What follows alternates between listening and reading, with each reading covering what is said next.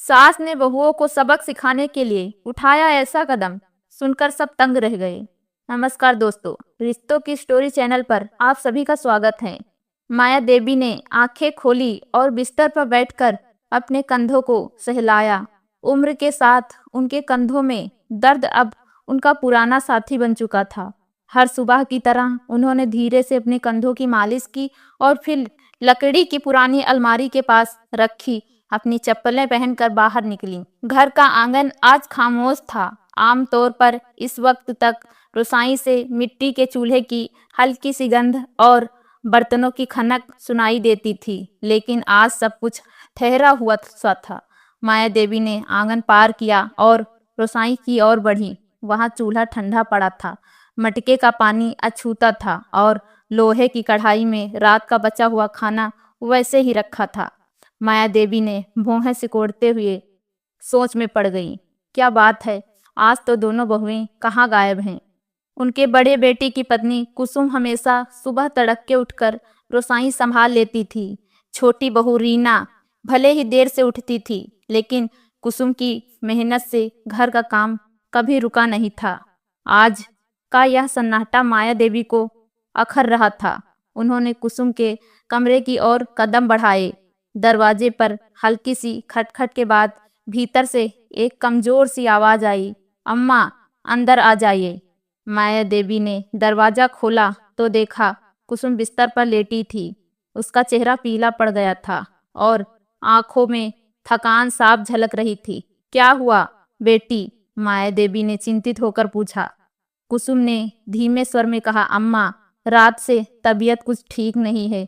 सिर में दर्द है और शरीर भी अजीब सा भारी लग रहा है। आज आप रसोई देख लीजिए, मैं थोड़ा आराम कर लूंगी। माया देवी ने कुछ पल कुसुम को देखा, फिर बिना कुछ कहे रसोई की ओर लौट आई। उनके मन में कई सवाल उठ रहे थे।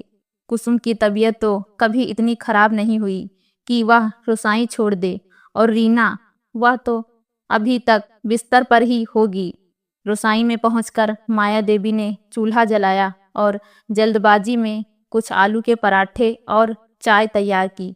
थोड़ी देर बाद उनके दोनों बेटे रमेश और सुरेश तैयार होकर आंगन में आए।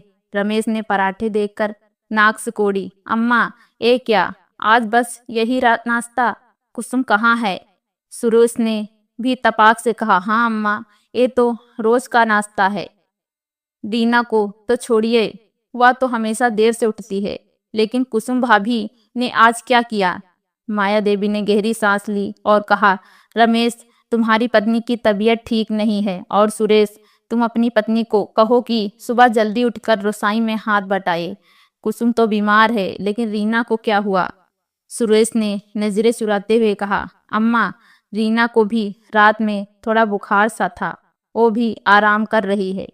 माया देवी चुप हो गई। रीना को इस घर में आए अभी 3 महीने ही हुए थे, लेकिन हर दिन कोई न कोई बहाना बनाकर वह काम से बचती थी। कुसुम हर बार रीना की शिकायत करती थी और माया देवी ने कई बार रीना को समझाने की कोशिश भी की थी, लेकिन रीना हमेशा बात को टाल देती थी। आज माया देवी को समझ आ गया कि कुसुम ने भी अब हार मान ली थी। वह बीमारी का बहाना बनाकर रसोई से दूर हो गई थी। दिन भर माया देवी ने घर का सारा काम अकेले संभाला, झाड़ू पोछा, बर्तन, कपड़े धोना और खाना बनाना। शाम तक उनके कंधों का दर्द असहनीय हो गया। अगले 2 दिन भी यही सिलसिला चलता रहा। दोनों बहुएं अपने अपने कमरों में बंद रहीं और माया देवी थक कर चूर हो गई। तीसरे दिन माया देवी ने दोनों बहुओं को आंगन में बुलाया। उनकी आवाज में अब नरमी की जगह एक ठोस गंभीरता थी। कुसुम, रीना, मैं तुम दोनों से कुछ कहना चाहती हूँ। मेरी उम्र हो चुकी है, मेरे कंधे जवाब दे रहे हैं, मैं दिन भर काम नहीं कर सकती। तुम दोनों बताओ, आखिर इस घर का काम कौन करेगा? कुसुम ने तुरंत जवाब दिया, अम्मा मैं तो रोज काम करती हूँ, लेकिन रीना तो बस खाने के लिए आती है और फिर अपने कमरे में चली जाती है। मैं अकेले सारा बोझ क्यों उठाऊं? रीना ने तीखे स्वर में कहा, मैं क्यों सबके लिए काम करूं दीदी? मैं तो सिर्फ अपने और सुरेश के लिए खाना बना सकती हूँ। पूरे घर का काम मेरे बस का नहीं है। माया देवी ने सिर पकड़ लिया। तुम दोनों मिलकर काम क्यों नहीं कर लेती? अगर एक दूसरे की मदद करोगी तो किसी पर बोझ नहीं पड़ेगा। लेकिन दोनों बहुओं ने एक दूसरे की ओर देखा और चुप रहीं।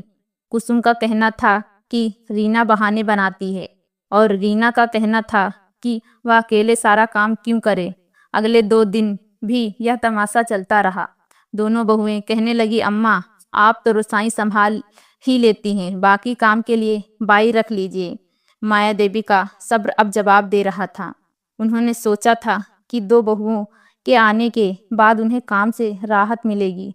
वह खुद भी घर के कामों में हाथ बटाती थी, लेकिन अब दोनों बहुओं के बीच इतना मनमुटाव हो गया था कि वे साथ काम करने को तैयार ही नहीं थी। आखिरकार माया देवी ने एक बड़ा फैसला लिया। उस शाम जब रमेश और सुरेश ऑफिस से लौटे, माया देवी ने दोनों बेटों और बहुओं को अपने कमरे में बुलाया। उनकी आवाज में एक अनोखी गंभीरता थी। बेटों, बहुओं, मैंने फैसला कर लिया है। बुढ़ापे में मुझसे इतने लोगों का काम नहीं होता, इसलिए मैं तुम्हारी गृहस्थी अलग करने जा रही हूँ। रमेश और सुरेश एकदम सन्न रह गए। रमेश ने कहा, अम्मा ये क्या कर रही हैं? इस घर में तो बस 3 कमरे, एक रसोई और एक बाथरूम है, गृहस्थी कैसे अलग होगी? माया देवी ने शांत स्वर में कहा, बेटा मैं तुम्हारी गृहस्थी अलग कर रही हूँ, लेकिन तुम लोग इस घर में नहीं रहोगे। मैं अपने लिए खाना बना लूंगी। 4 दिन मैंने सारा काम अकेले किया, तो अकेले का काम तो और भी आसान होगा। मैं 2 कमरे किराए पर चढ़ा दूंगी।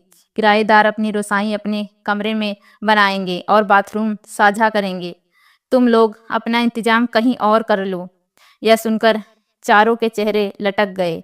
रीना ने हिम्मत जुटाकर कहा, अम्मा ऐसा मत कहिए, मुझे अपनी गलती का एहसास हो गया है। मैं दीदी के साथ मिलकर काम कर लूंगी, मुझे कोई बंटवारा नहीं चाहिए। कुसुम ने भी धीरे से कहा, अम्मा मैं तो हमेशा काम करती थी, लेकिन रीना की वजह से मुझे गुस्सा आ गया था। अगर वह मदद करेगी तो मुझे भी कोई बंटवारा नहीं चाहिए। मैं आपको अकेले नहीं छोड़ सकती। रमेश और सुरेश भी माँ के पास बैठ गए।